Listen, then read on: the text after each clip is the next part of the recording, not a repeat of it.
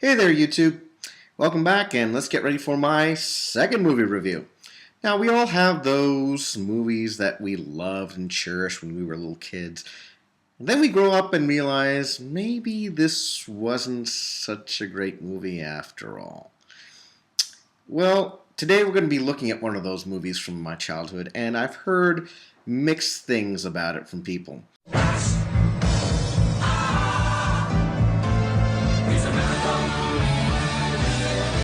Maybe another time. Maybe another time.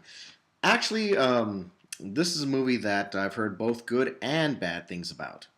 So, good or bad, today we're going to be looking at the 1982 version of The Legend of the Lone Ranger.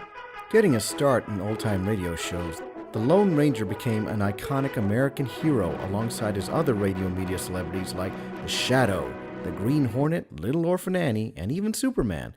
These shows entertained kids like Ralphie Parker and his little brother Andy all over the country.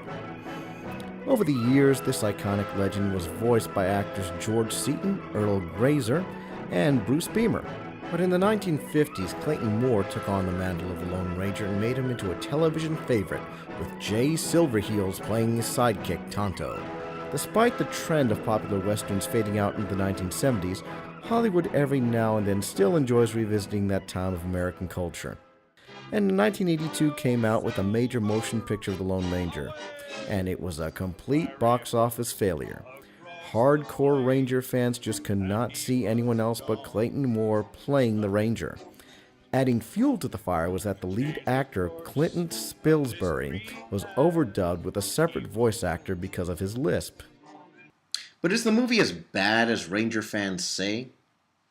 Let's take a look. The movie opens with Tonto as a boy running from some nasty hombres. He's grabbed by a boy named John Reed and told to keep quiet. When the bandits can't find him, they proceed to raid the family ranch, resulting in the brutal murder of John's parents. As a child, my father let me know very early on that one day he and my mother were going to leave this world.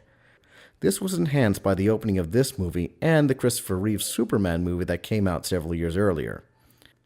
But the film gives some very comforting words that to this day have helped me cope with the loss of those who I love the most.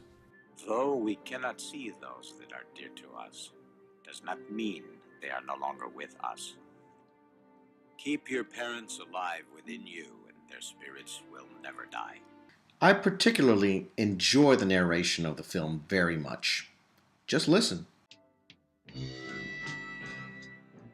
The legend started simply, just a boy without a home, taken in by Indians, but still pretty much alone. He had to struggle with strange customs and his own fears from within. He learned the wisdom of the forest. He learned the ways of the wind.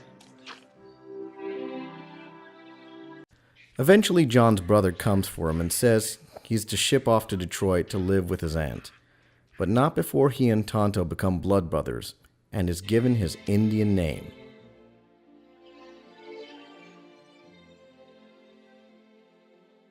From this moment, wherever you go, whatever you do, you will always be Kimosabi.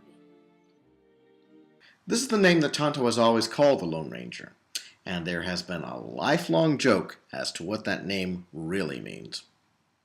Flash forward to John Reed as a grown man coming back to Texas with a German, a Chinaman, and a fair maiden when, lo and behold,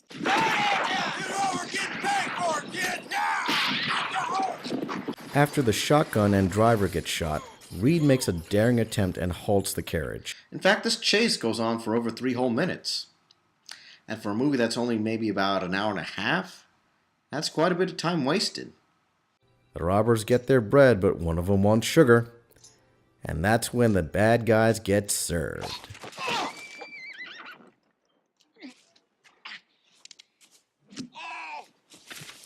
Oh yeah, you go, Mr. Chinese person who has no name and won't have any more significance left in the movie. Reed, being a lawyer, wants to bring the bandits to justice. But once we get to the town, the narrator immediately tells us that it's a town with a corrupt sheriff who takes the crooks back to their boss to be executed. The leader of this notorious gang, former Union Army Major Butch Cavendish, played by Doc Brown himself, Christopher Lloyd. I have no room for ordinary men, Mr. Wyatt. We are on a course that will alter the history of this country. Men who do not obey orders for the sake of their own personal gains are a clear and present danger to my plan. So the Reed brothers are reunited with each other, but the older sibling is discontent with John's decision to come back and wants him to return to the city. You know, where it's safe. Boy, am I glad I live in the city where it's safe. A guy could get killed out there in the country with all them guns going off. Dan, I've come home.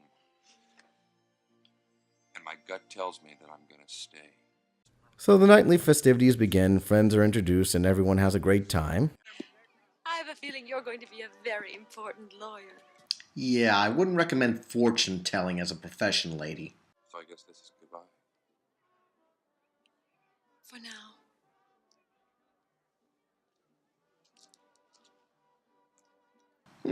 Now this is interesting. Lone Ranger fans know what's going to happen all too well, but she's already stated she's on her way to San Francisco.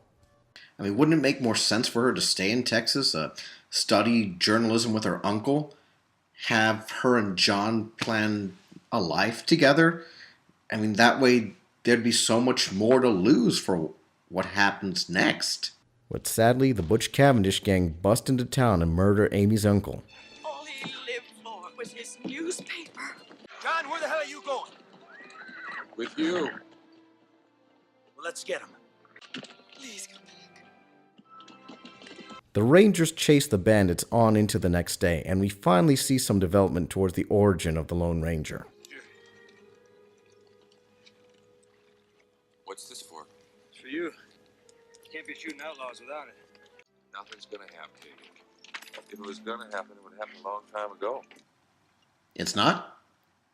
You mean the movie's called The Lone Rangers? Finally, they come to a canyon, but suspecting something's not right, Dan signals their scout to go on in. The scout eventually gives the all clear, but when the Rangers venture inside, they see no sign of him. And that's when they all realize what everyone else watching this movie has already figured out. It's a trap!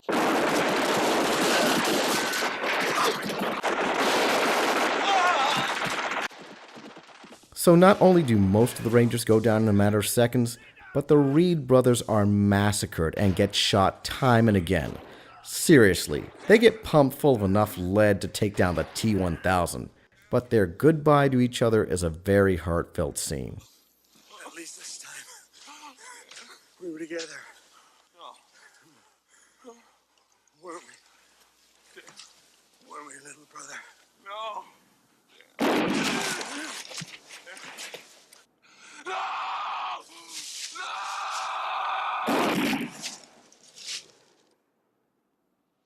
Now we come to the end of Act 1, with the hero at his lowest point of despair and on the verge of death's door. But an American eagle's cry signals to us that there is hope for justice. And it's in the form of a proud figure overseeing the canyon.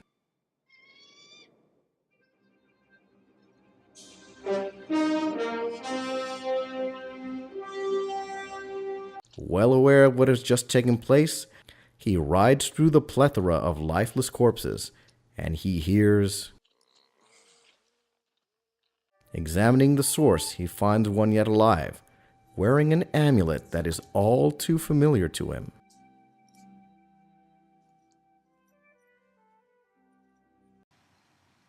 So the Indian takes John into seclusion where he can nurse him back to health and safety.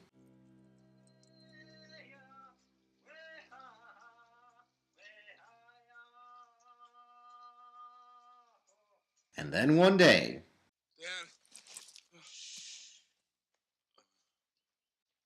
Rest. Kimosabe.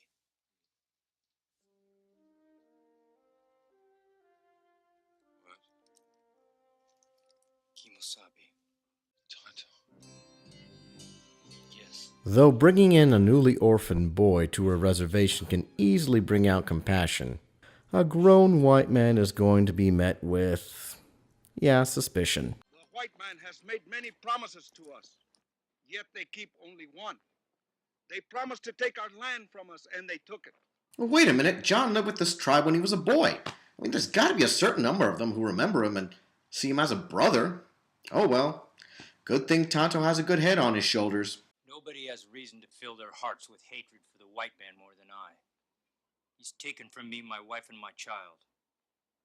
But the man I brought here is my brother, and I will protect his life with my own if I have to. Let him not be judged by his color, but by his heart. From here, we are introduced to the Ranger's noble steed Silver. And the stallion lets Reed know very early on it will not be tamed easily.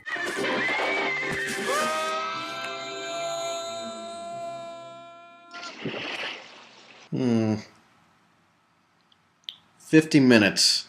Still no Lone Ranger. Very interesting. So after more training and soul searching and learning about silver bullets, John realizes his soul died that day with his brother and the other Rangers. An extra grave is made in honor of the man he was, and after paying his final respects to his brother, a legend is born. So if you think the 1960s Batman TV show is corny, check this out.